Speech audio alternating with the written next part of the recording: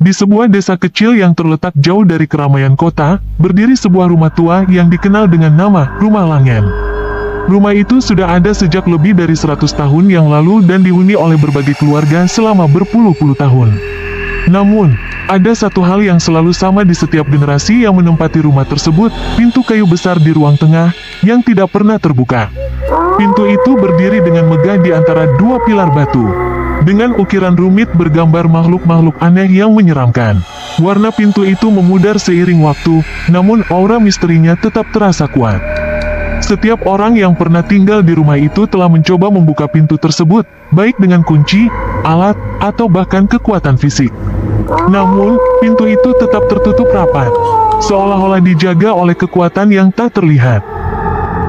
Selama bertahun-tahun, banyak cerita yang berkembang di sekitar pintu itu. Beberapa mengatakan bahwa pintu tersebut adalah gerbang ke dunia lain. Dunia yang penuh dengan kegelapan dan makhluk yang tidak pernah bisa dimengerti oleh manusia. Yang lain percaya bahwa pintu itu adalah penjara bagi roh jahat, terkunci di dalam agar tidak bisa menyebar kejahatan ke dunia luar. Namun, tidak ada yang tahu pasti, karena tidak ada yang pernah berhasil membukanya. Pada suatu hari, seorang arsitek muda bernama Aryo datang ke desa itu untuk menyelidiki Rumah Langen. Ia tertarik pada sejarah bangunan-bangunan tua, terutama yang memiliki kisah-kisah misteri di baliknya. Setelah mendengar tentang pintu yang tak pernah terbuka dari seorang penduduk setempat, Aryo memutuskan untuk tinggal di Rumah Langen selama beberapa minggu dan mencoba mengungkap misteri di balik pintu itu. Saat ia masuk ke rumah itu untuk pertama kalinya, kesan pertama yang ia rasakan adalah dinginnya udara di dalam. Tidak peduli seberapa cerah cuaca di luar, udara di dalam rumah selalu terasa lembab dan suram. Aryo mengamati pintu besar itu dari dekat. Ukirannya tampak lebih detail daripada yang pernah ia bayangkan. Seolah-olah ada makhluk-makhluk hidup yang bersembunyi di dalam kayu tersebut, mengintai setiap gerakannya. Pada malam pertamanya di rumah itu, Aryo mengalami mimpi aneh. Ia melihat dirinya berdiri di depan pintu, tangannya menyentuh kayu yang dingin, lalu tiba-tiba pintu itu terbuka dengan sendirinya. Di balik pintu, ia melihat sebuah lorong gelap yang tampak tidak berujung. Suara-suara aneh terdengar dari kejauhan, seolah-olah ada sesuatu yang memanggilnya untuk masuk lebih dalam. Namun, sebelum ia bisa melangkah, sebuah suara keras membangunkannya. Aryo terbangun dengan keringat dingin membasahi tubuhnya. Jantungnya berdegup kencang, dan ia merasa seperti ada sesuatu yang mengawasinya dari kegelapan ruangan. Ia menyalakan lampu, berusaha menenangkan diri. Hanya mimpi, pikirnya. Namun, mimpi itu terasa begitu nyata. Hari demi hari, rasa penasaran Aryo semakin kuat. Ia mulai melakukan penelitian mendalam tentang sejarah Rumah Langen. Ia menemukan bahwa rumah itu dulu dimiliki oleh seorang bangsawan kaya bernama Willem Langen, yang dikenal sebagai orang yang sangat tertutup. Willem Langen memiliki ketertarikan yang mendalam pada okultisme dan seringkali melakukan ritual-ritual aneh di ruang bawah tanah rumahnya. Menurut cerita-cerita lama, Willem pernah melakukan kesalahan fatal dalam salah satu ritualnya, yang menyebabkan hilangnya beberapa anggota keluarganya secara misterius. Sejak saat itu, pintu di ruang tengah terkunci, dan tidak ada yang pernah bisa membukanya. Suatu malam, setelah berhari-hari tidak menemukan jawaban, Aryo duduk di depan pintu itu. Ia merasa frustrasi, semua teori yang ia buat terasa hampa. Namun, saat ia hendak menyerah, ia mendengar suara samar, seperti bisikan dari balik pintu. Suara itu memanggil namanya, Aryo. Dia menoleh dengan cepat, memastikan bahwa dia tidak berhalusinasi. Tidak ada orang lain di rumah itu selain dirinya. Suara itu terdengar lagi, kali ini lebih jelas. Aryo, datanglah. Dengan jantung berdebar, Aryo berdiri dan mendekat ke pintu.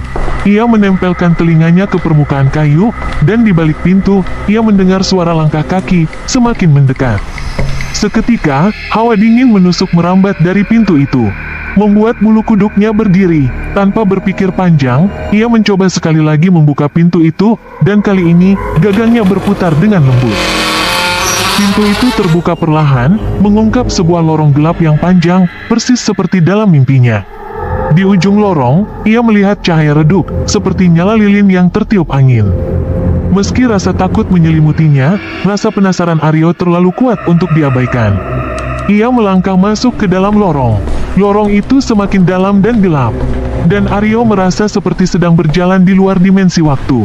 Udara di sekitarnya semakin dingin, dan suara langkah kakinya terdengar menggema.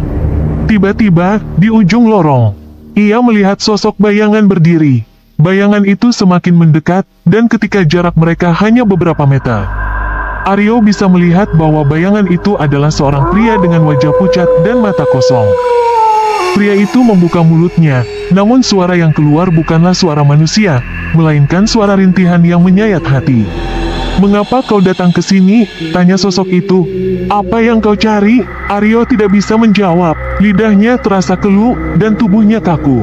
Pria itu mendekat, dan tiba-tiba, sekelilingnya berubah. Aryo kini berada di sebuah ruangan besar yang dipenuhi oleh cermin-cermin tinggi. Di setiap cermin, ia melihat bayangan dirinya, tetapi wajahnya berubah-ubah menjadi sosok-sosok mengerikan. Di tengah ruangan, Aryo melihat sebuah meja besar dengan buku tua yang terbuka. Di halaman buku itu, ada tulisan yang tidak ia mengerti, namun di atasnya terletak sebuah benda aneh. Sebuah kunci perak yang bersinar samar. Aryo merasa seolah-olah kunci itu memanggilnya, memintanya untuk mengambilnya. Dengan tangan gemetar, ia menggapai kunci itu. Begitu kunci itu berada di tangannya, tiba-tiba suasana di sekitarnya berubah. Lorong dan cermin-cermin itu lenyap, dan ia kembali berdiri di depan pintu, yang kini tertutup rapat seperti semula. Namun, sesuatu telah berubah. Aryo merasakan energi gelap mengalir di dalam rumah itu, seolah-olah pintu tersebut bukanlah pintu biasa, melainkan gerbang ke dunia yang jauh lebih kelam dan berbahaya dari yang ia duga. Kini, Aryo memiliki kuncinya, namun, ia tidak tahu apakah ia berani menggunakannya, karena di balik pintu itu, ia tahu ada sesuatu yang sedang menunggunya. Aryo menatap kunci perak di tangannya. Cahaya dari benda itu tampak memudar, seolah-olah menyimpan kekuatan yang tidak ingin terlihat di bawah cahaya lampu.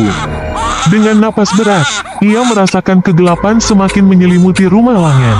Sesuatu telah berubah, dan meski pintu di ruang tengah itu masih tertutup, Aryo tahu ia sekarang memiliki kemampuan untuk membukanya. Tapi pertanyaannya adalah, haruskah ia melakukannya? Malam itu, Aryo tidak bisa tidur. Pikiran tentang kunci dan lorong gelap di balik pintu terus menghantuinya.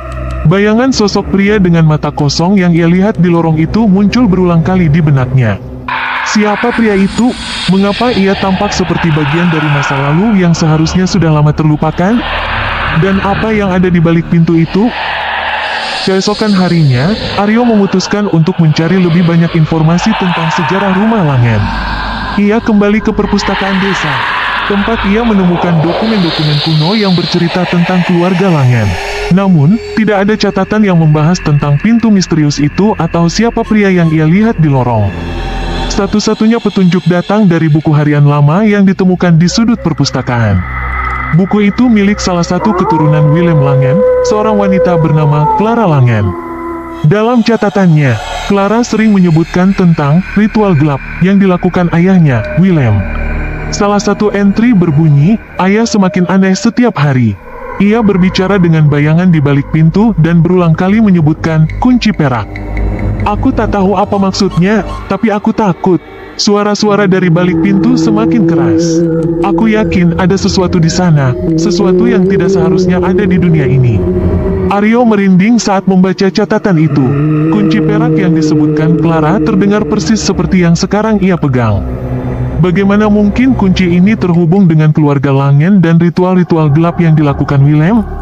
Hari demi hari, suasana di rumah Langen semakin mencekam. Aryo merasa seperti ada sesuatu yang mengawasinya setiap saat, terutama di malam hari. Pintu di ruang tengah seringkali terdengar bergerak pelan, seolah-olah ada sesuatu di baliknya yang berusaha keluar. Aryo mencoba mengabaikan hal itu, namun rasa takut dan penasaran semakin menggerogoti pikirannya. Akhirnya, pada malam yang penuh dengan badai, Aryo memutuskan untuk menghadapi pintu itu. Ia tahu bahwa semakin lama ia menunda, semakin besar rasa takutnya. Dengan kunci perak di tangan, ia berjalan perlahan ke ruang tengah. Suara petir menggelegar di luar rumah, membuat suasana semakin dramatis. Di depan pintu itu, Aryo berhenti sejenak. Tangannya gemetar saat ia mengangkat kunci. Ini bukan pilihan yang mudah, gumamnya pada dirinya sendiri. Saat ia memasukkan kunci ke dalam lubang kunci pintu itu, Aryo merasa seperti ada sesuatu yang bergerak di sekelilingnya. Suara bisikan terdengar lagi, kali ini lebih jelas. Suara-suara itu berbicara dalam bahasa yang tak ia mengerti, namun ia bisa merasakan nada mereka penuh dengan ancaman. Dengan hati-hati, ia memutar kunci itu.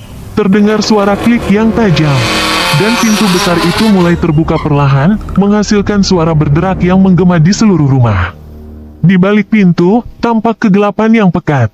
Kali ini, tidak ada lorong seperti dalam mimpinya. Hanya ada kegelapan yang tampaknya tak berujung. Namun, saat Aryo melangkah lebih dekat, dari dalam kegelapan itu muncul sosok yang sangat familiar. Pria dengan mata kosong yang ia lihat dalam mimpinya kini berdiri tepat di depan pintu. Wajahnya pucat dan tubuhnya terlihat seperti bayangan yang setengah nyata. Kali ini, pria itu tidak diam.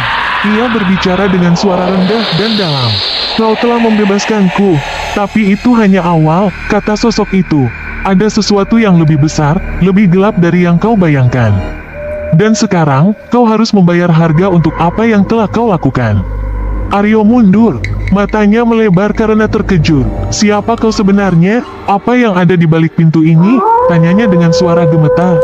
Pria itu tersenyum tipis, senyum yang penuh ancaman dan kebencian. "Aku adalah penjaga dari sesuatu yang tidak seharusnya pernah kau temui." Willem Langen mencoba menguasai kekuatan dari dunia lain. Dan ia gagal. Kini, kau telah membuka jalan bagi kegelapan itu untuk kembali. Seketika itu, Aryo merasa seperti ruangan di sekitarnya bergetar. Suara-suara dari balik pintu semakin keras. Dan sosok-sosok bayangan mulai bermunculan dari kegelapan. Mereka merangkak keluar, tubuh mereka tampak kabur dan tak berbentuk. Namun mata kosong itu, menatap lurus ke arah Aryo. Ia merasa terperangkap di tempatnya berdiri, tidak bisa bergerak atau berteriak. Pria itu mendekat dan berbisik di telinga Aryo. "Sekarang, kunci itu adalah bebanmu. Kau tidak bisa melarikan diri. Kau harus menanggung kutukan ini, atau menyerahkan seseorang untuk mengambil alih tempatmu." Hari-hari setelah kejadian itu berlalu dengan kabut ketakutan yang terus membayangi Aryo. Ia meninggalkan rumah Langen, namun kemanapun ia pergi, ia merasakan kehadiran sosok-sosok bayangan itu. Mereka mengikuti, mengintai, dan menunggu saat yang tepat untuk mengambil alih dirinya. Kunci perak itu tetap bersamanya, seolah-olah menjadi bagian dari takdir yang tidak bisa ia hindari. Desa tempat rumah Langen berada pun mulai berubah. Penduduk setempat mulai merasakan hawa dingin yang tidak wajar, dan beberapa dari mereka melaporkan melihat bayangan-bayangan aneh di malam hari. Orang-orang yang penasaran mencoba masuk ke rumah Langen, namun tidak ada yang berhasil kembali dengan selamat. Rumah itu sekarang menjadi pusat dari misteri yang lebih dalam. Misteri yang mungkin tidak akan pernah terungkap. Aryo kini hidup dengan ketakutan yang terus menghantuinya. Ia tahu, selama ia memiliki kunci perak itu, pintu di dalam dirinya tidak pernah benar-benar tertutup. Ia mungkin telah membuka gerbang ke dunia lain, dan sekarang, ia harus menemukan cara untuk menutupnya sebelum semuanya terlambat. Namun, di mana ia bisa menemukan jawabannya? Setelah berbulan-bulan dikejar bayangan ketakutan, Aryo tahu bahwa ia tidak bisa melarikan diri selamanya. Kunci perak yang masih ia simpan kini terasa seperti beban yang mengikat nasibnya pada sesuatu yang lebih besar dan lebih gelap daripada yang pernah ia bayangkan. Bayangan-bayangan itu terus mengikutinya, muncul di sudut matanya, bergerak di malam hari, dan memanggilnya dengan bisikan-bisikan dari dunia lain. Setiap hari yang berlalu semakin menguras energi Aryo. Kesehatannya memburuk, dan pikirannya semakin kabur, seolah-olah kekuatan gelap dari balik pintu itu perlahan-lahan menguras hidupnya. Hingga suatu hari, saat ia hampir menyerah, seorang teman lamanya yang bernama Haris datang menemuinya. Haris adalah seorang peneliti sejarah mistis yang Aryo kenal semasa kuliah. Mendengar kabar tentang apa yang dialami Aryo, ia datang membawa buku-buku kuno dan informasi dari para okultis yang pernah ia temui. Aryo, meski lelah, merasa bahwa Haris mungkin menjadi harapan terakhirnya untuk menemukan jawabannya. "Ini lebih besar dari sekadar pintu," kata Haris saat mereka duduk di apartemen kecil Aryo. "Kunci perak yang kau miliki adalah alat, tapi pintu itu bukan sekadar pintu fisik. Itu adalah penghubung antara dunia kita dan sesuatu yang jauh lebih tua dan lebih kelam dari sekadar roh atau iblis." "Willem Langen, dari apa yang aku temukan, mencoba membuka gerbang ke alam yang tak seharusnya disentuh manusia. Aryo terdiam sejenak. Jadi apa yang harus aku lakukan? Pintu itu sudah terbuka. Aku telah melepaskan sesuatu yang tak bisa aku kendalikan. Haris menggelengkan kepalanya, membuka salah satu buku tebal di depannya. Tidak ada yang tidak bisa diperbaiki. Menurut catatan ini, pintu itu memang bisa ditutup, tapi tidak hanya dengan kunci fisik. Ini lebih tentang penyeimbangan energi. Dunia ini memiliki dua sisi, terang dan gelap, tetapi pintu itu adalah penghubung ke sesuatu di luar dualitas itu. Ritual Willem Langen membuka jalur. Tapi yang harus kita lakukan adalah menutupnya selamanya dengan mempersembahkan keseimbangan. Aryo mendengar penjelasan itu dengan penuh perhatian. Apa maksudmu? Bagaimana aku bisa menyeimbangkan sesuatu yang aku bahkan tidak mengerti? Haris menunjukkan halaman dari sebuah manuskrip tua yang menjelaskan tentang sebuah ritual penutupan. Kita membutuhkan sesuatu dari dunia itu, sesuatu yang telah kembali. Tapi lebih dari itu, kita perlu seorang penjaga baru. Aryo merasa jantungnya berhenti berdetak sejenak. Penjaga? Maksudmu, seseorang harus menggantikan pria itu, pria dengan mata kosong? Haris mengangguk. Iya, tapi jangan salah, penjaga itu bukan dikutuk, melainkan dipilih. Seseorang yang kuat cukup untuk menahan pintu tetap tertutup dan menjaga agar apapun di dalamnya tidak bisa keluar lagi. Tidak semua orang bisa menjadi penjaga. Hanya mereka yang memiliki hubungan dengan pintu itu, seseorang yang telah membuka pintu, bisa menjadi kandidat. Tatapan Aryo berubah, mulai menyadari apa yang sedang Haris katakan. Maksudmu, aku? Haris mengangguk perlahan. Kau yang membuka pintunya, Aryo. Kau satu-satunya yang bisa menutupnya kembali. Tapi ini bukan tugas yang mudah. Kau harus memilih untuk menjadi penjaga atau kau akan terus dikejar oleh bayangan itu hingga mereka mengambil alih seluruh hidupmu. Dengan Haris di sisinya, Aryo mempersiapkan ritual penutupan. Mereka kembali ke rumah Langen pada malam yang sunyi. Rumah itu sekarang tampak lebih suram dari sebelumnya, seolah-olah seluruh bangunan telah menyerap kegelapan dari dunia lain. Aryo merasakan hawa dingin yang sudah tak asing lagi begitu ia masuk ke dalam rumah. Mereka menyiapkan lingkaran perlindungan di ruang tengah, tepat di depan pintu yang kini kembali tertutup. Haris mulai melantunkan mantra-mantra kuno dari buku manuskripnya. Sementara Aryo memegang kunci perak di tangan kanannya. Suara-suara dari balik pintu mulai terdengar lagi, kali ini lebih keras, lebih mendesak. Seolah-olah makhluk di baliknya tahu bahwa mereka akan segera terkurung kembali. Pintu mulai bergetar, dan tiba-tiba sosok pria dengan mata kosong itu muncul lagi. Kali ini, wajahnya lebih jelas. Dan ia tampak lebih nyata dari sebelumnya. Ia berjalan mendekati Aryo, suaranya rendah dan bergema di dalam ruangan. Kau telah memilih, katanya. Apakah kau siap menanggung beban ini selamanya? Aryo menatap pria itu, lalu pada pintu yang bergetar hebat. Ia merasa takut, tapi juga merasa bahwa ini adalah jalan satu-satunya. Dengan tangan gemetar, ia mengangguk. Aku siap. Seketika, pria itu meraih tangan Aryo dan mengarahkannya ke pintu. Kunci perak itu masuk ke dalam lubang kunci, dan saat Aryo memutarnya, sebuah cahaya terang meledak dari pintu. Menerangi seluruh ruangan dengan intensitas yang menyilaukan. Aryo merasakan kekuatan besar mengalir melalui tubuhnya. Seolah-olah seluruh energi gelap di dalam rumah itu tersedot keluar dan terperangkap di balik pintu. Tiba-tiba, bayangan-bayangan yang selama ini menghantui Aryo mulai menghilang satu persatu. Seolah-olah tersapu oleh kekuatan dari kunci perak. Pintu itu berhenti bergetar, dan sebuah keheningan yang menakutkan meliputi rumah Langen. Haris menatap Aryo dengan wajah penuh kekaguman. Kau berhasil. Namun, Aryo merasakan sesuatu yang berbeda. Tubuhnya lelah, tapi ada sesuatu di dalam dirinya yang kini berubah.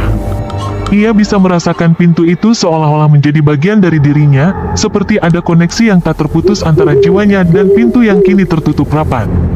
Kau adalah penjaganya sekarang, kata pria bermata kosong yang kini mulai memudar.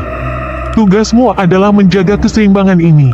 Pintu tidak akan pernah terbuka lagi. Selama kau tetap bertahan. Pria itu lenyap dalam kabut, meninggalkan Aryo berdiri sendirian di depan pintu yang kini terlihat damai. Haris menepuk bahu Aryo. Kau telah menutup pintunya. Dunia ini aman, tapi kau juga tahu bahwa ini bukanlah akhir. Aryo mengangguk pelan, menerima kenyataan bahwa ia kini adalah penjaga pintu. Pintu yang tak pernah terbuka kini berada dalam tanggung jawabnya. selamanya.